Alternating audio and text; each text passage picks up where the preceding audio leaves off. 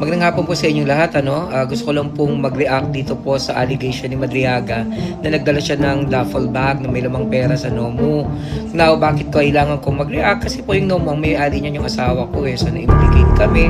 Ang dami mga message niya natatanggap. Kesyo, pinapakain daw niya kami sa pamilya namin galing sa duffel bag.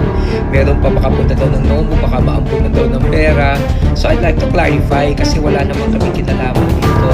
Again, with respect to other allegations like and careless because I have no personal knowledge about this. Dito lang kailangan ko linawin talaga. Una sa lahat, gusto ko pong ipakita po yung itsura po ng Nomo para ma-appreciate nyo. Ang Nomo po sa tapat mismo ng Tomas Morato. So, busy street po yan. Wala kami sa looban, kagaya ng ibang mga tagong establishmento. So, pagpasok nyo pa lang sa Nomo, makikita nyo sa video, napakaliit ng first floor namin. Mga 20 square meters lang yan eh.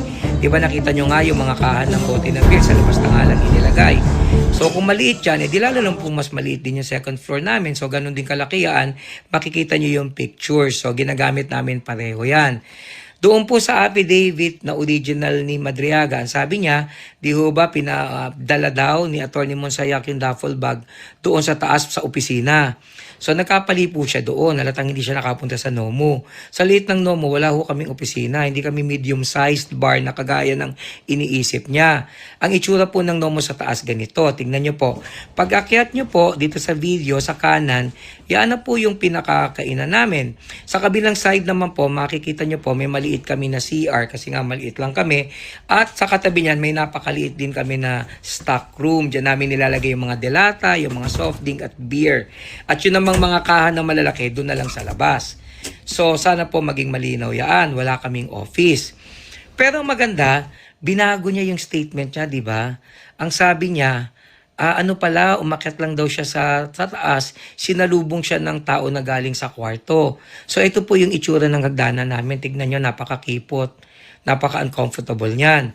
Pangalawa, di ba, sabi niya may sumalubong sa kanyang galing sa kwarto. Wala nga kaming kwarto, nakita niya stock room, meron kami. Ngayon yung mga pilosopo sasabihin, di attorney, malay mo yung kwarto, ibig niya sabihin stock room. Hindi po posible yon. Alam niyo kung bakit? Yung Supreme Court po sa jurisprudence natin, meron tayong doctrine of human experience na ang ibig sabihin, based on human experience, lahat ng taong makakakita nun, hindi mo tatawagin kwarto yon. Automatic sasabihin mo, stock room yan. So, kailangan malinawan po natin yan, ha? So, ngayon, iniisip ko na lang, bakit niya ginamit yung Nomo? Bakit yun ang sinabi niya na nagdala siya ng pera ron? Medyo may duda ako. Again, speculation ito ha. Kasi nung nag-testify siya, di ba, nagpakita siya ng picture sa Nomo na magkasama si Atty. Kilala at si Atty. Monsayak na may hawak silang plaque na galing sa grupo niya na isip.